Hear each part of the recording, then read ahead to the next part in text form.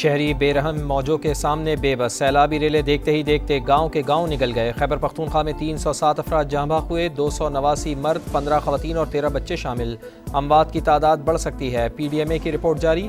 صوبے میں مزید بارشوں کی پیشگوئی، سیلاب کا خطرہ برقرار۔ متاثرہ علاقوں کی بحالی کے لیے صوبائی حکومت نے 50 کروڑ روپے کے فنڈز جاری کر دیے۔ وزیر اعظم کی ہدایت پر این ڈی ایم اے کی ٹیم امدادی کاموں کی نگرانی کے لیے پشاور پہنچ گئی۔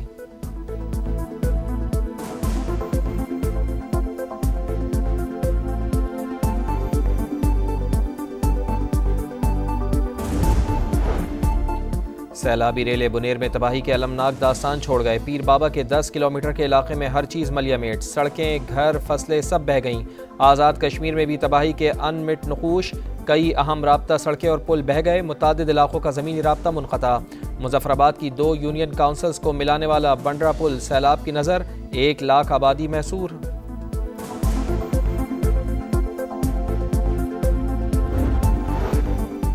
وادی نیلم میں کلاؤڈ برس سے جنگلات کو نقصان، قیمتی لکڑی نیلم جہلم پاور پروجیکٹ کے ڈیم میں جمع ہو گئی۔ شہری لکڑی نکالنے میں مصروف، حفاظتی اقدامات نہ ہونے سے بڑے حادثے کا خدشہ۔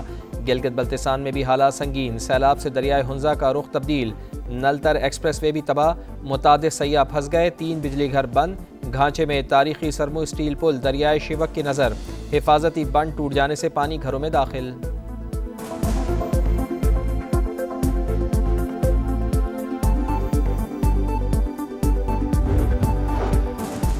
مشکل گھڑی میں پاک فوج سب سے آگے، فیلڈ مارشل سید عاصم منیر کی خیبر پختونخوا میں سیلاب متاثرین کی بحالی کے لیے خصوصی ہدایات۔ بنیر، سوات اور باجوڑ میں پاک فوج اور فرنٹیئر کور کا فلڈ ریلیف آپریشن جاری۔ پاک فوج کے مزید دستے بھی ریلیف آپریشن میں حصہ لینے کے لیے روانہ۔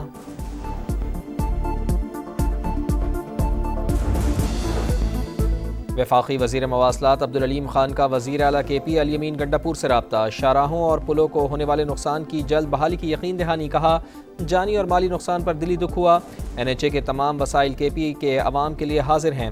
کے پی کے میں سڑکوں اور پلوں کی تعمیر و مرمت پر تیزی سے کام ہو رہا ہے۔ سیکٹری مواصلات نے نقصانات کی رپورٹ بھی وفاقی وزیر مواصلات کو پیش کر دی۔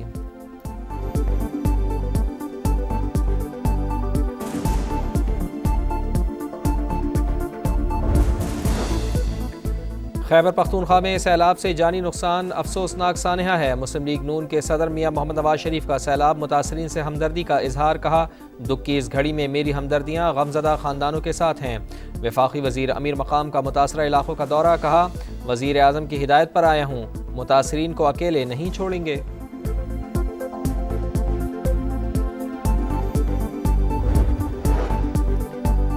بلوچستان میں فوج کی دلچسپی صرف دہشت گردوں کے خاتمے پر، آپریشن عوام کی شمولیت کے بغیر کامیاب نہیں ہو سکتا۔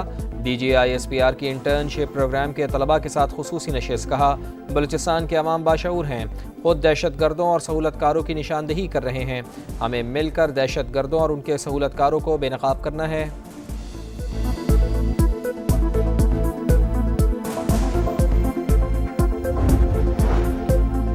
چین میں پاک بحریہ کی تیسری ہنگور کلاس آبدوز P N S M Mangro کی لانچنگ تقریب، deputy chief of naval staff project 2 vice admiral Abdul Samad تقریب کے مہمان خصوصی، دونوں ممالک کے اعلیٰ حکام کی شرکت، اقدام پاک چین دوستی میں نئی جہت قرار۔ پاکستان میں جب بھی معاشی استحکام آیا، اس کی راہ میں رکاوٹیں کھڑی کی گئیں، وفاقی وزیر احسن اقبال کی تنقید، کہا آج بین الاقوامی ادارے پاکستان کی معاشی بحالی کو معجزہ قرار دے رہے ہیں، اگر پاکستان کو مستقبل کے خوابوں کو حقیقت بنانا ہے تو معاشی استحکام ناگزیر۔ بانی پی ٹی آئی نے 162 ارب کا وعدہ کیا، لیکن کراچی کو 162 روپے بھی نہیں ملے۔ میئر کراچی مرتضی وہاب کی میڈیا سے گفتگو، کہا چند گروہ کراچی میں اپنے مقاصد حاصل کرنا چاہتے ہیں، تعصب، بھتہ خوری اور بوری بند لاشوں کا دور کراچی والے دیکھ چکے۔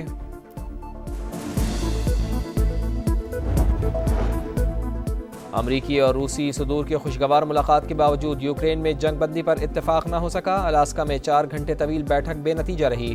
مشترکہ پریس کانفرنس میں صدر ڈونلڈ ٹرمپ کا زیادہ تر نکات پر اتفاق کا دعویٰ، روسی صدر بولے تنازع کے خاتمے کے لیے مخلص ہیں۔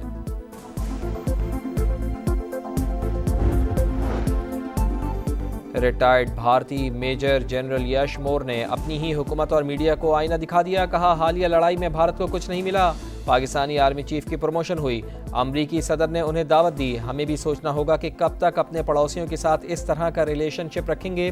انڈین میڈیا کا کردار بھی منفی قرار۔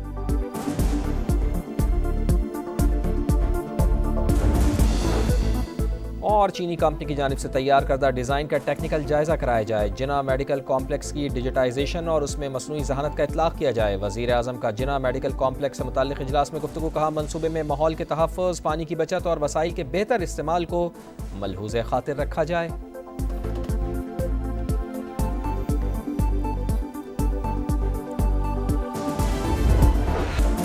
آزاد کشمیر میں بھی تباہی کی داستان، کئی اہم رابطہ سڑکیں اور پل بہہ گئے، متعدد علاقوں کا زمینی رابطہ منقطع۔ مظفر آباد کی 2 یونین کونسلز کو ملانے والا بٹدرہ پل سیلاب کی نظر، 1 لاکھ آبادی محصور۔ وادی نیلم میں سڑکوں کی بحالی کا کام جاری، رتی گلی، بیس کیمپ سمیت دیگر سیاحتی مقامات پر پھنسے سیاحوں کو محفوظ مقامات پر منتقل کر دیا گیا۔ گلگت بلتستان میں بھی حالات سنگین، گانچے میں تاریخی سرمو اسٹیل پل دریائے شیوک میں بہہ گیا، غورسے میں حفاظتی بند ٹوٹ جانے سے پانی گھروں میں داخل، پاور ہاؤس بھی زیر آب، بجلی کا نظام مفلوج۔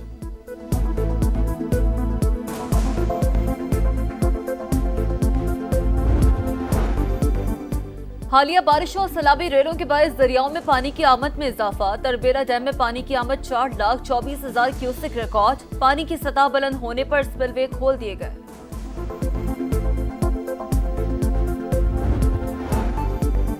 خوشگوار ملاقات کے باوجود امریکہ اور روس نے یوکرین میں جنگ بندی پر اتفاق نہ ہوا، الاسکا میں 4 گھنٹے طویل بیٹھک بے نتیجہ رہی۔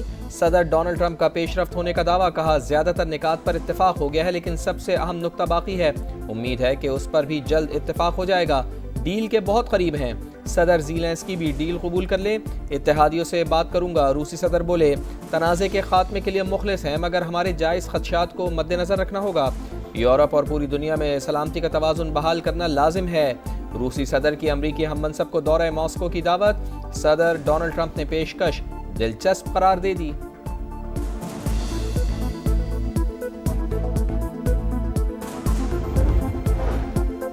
چینی کمپنی کی جانب سے تیار کردہ ڈیزائن کا ٹیکنیکل جائزہ کرایا جائے، جناح میڈیکل کمپلیکس کی ڈیجیٹائزیشن اور اس میں مصنوعی ذہانت کا اطلاق کیا جائے۔ وزیر اعظم کا جناح میڈیکل کمپلیکس سے متعلق اجلاس میں گفتگو، کہا منصوبے میں ماحول کے تحفظ، پانی کی بچت اور وسائل کے بہتر استعمال کو ملحوظ خاطر رکھا جائے۔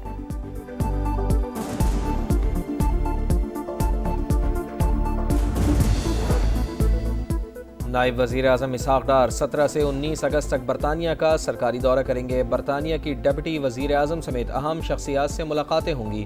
اسحاق ڈار لندن میں پنجاب لینڈ ریکارڈ اتھارٹی کے پروجیکٹ کا افتتاح کریں گے۔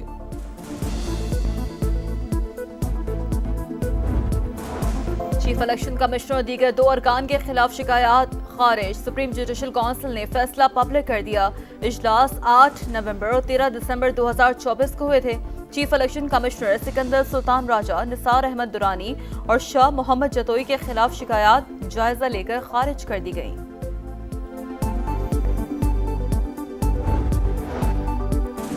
حکومت کا اگلے 15 روز کے لیے پیٹرول کی موجودہ قیمت برقرار رکھنے کا فیصلہ، ہائی سپیڈ ڈیزل 12 روپے 84 پیسے سستا، لائٹ ڈیزل کے نرخوں میں 8 روپے 20 پیسے فی لیٹر کمی، مٹی کے تیل کی قیمت 7 روپے 19 پیسے کم ہو گئی، نئی قیمتوں کا اطلاق ہو گیا۔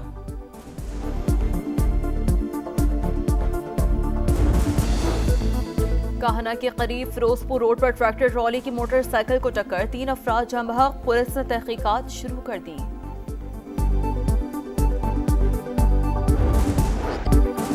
کراچی میں ایک اور ٹینکر گردی، اورنگی 11:30 میں بے قابو ٹینکر نے 4 سال کے بچے کو کچل دیا، ڈرائیور فرار، والدہ کا رو رو کر برا حال، حکومت سے انصاف کی دہائی۔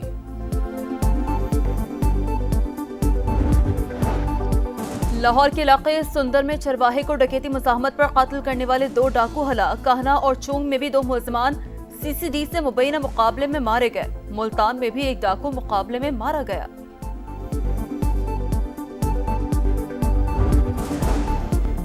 واشنگٹن میں بھارت کے یوم آزادی کی تقریب کے دوران سکھ کمیونٹی کا احتجاج، انڈین سفارت خانے کا گھیراؤ، خالصتان کے پرچم اٹھا کر آزادی اور مودی کے خلاف نعرے، برسلز میں بھی کشمیری اور دیگر کمیونٹیز کا بھارتی سفارت خانے کے باہر مظاہرہ، مقبوضہ کشمیر میں بھارت کی ریاستی دہشت گردی بند کروانے اور سیاسی اسیران کی رہائی کا مطالبہ۔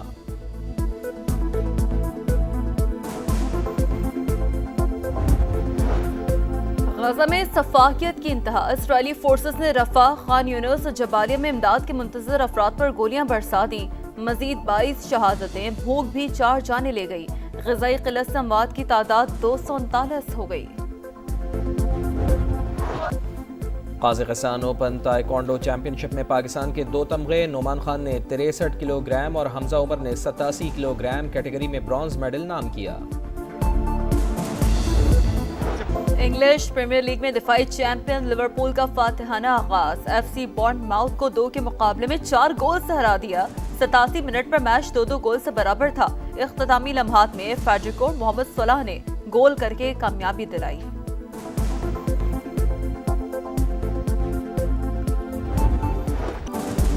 دفاعی champion Sabalenka Cincinnati open tennis tournament سے باہر، قازقستان کی ایلینا نے کوارٹر فائنل میں اسٹریٹ سیٹ میں ہرا دیا، ایگا شیانتک نے روس کی اینا کلینسکیا کو ہرا کر فائنل 4 میں جگہ بنائی۔ مین سنگلز میں جرمنی کے الیگزینڈر اور اسپین کے کارلوس الکراز نے میچز جیت لیے۔ U F C title fight کی پریس کانفرنس، روس کے مسلمان باکسر خمزہ چماف کے اللہ اکبر کے نعرے، وزن کرانے کے دوران بھی جنوبی افریقی باکسر ڈوپلیسس سے گرما گرمی، دونوں کا مقابلہ اتوار کی صبح 7 بجے ہوگا۔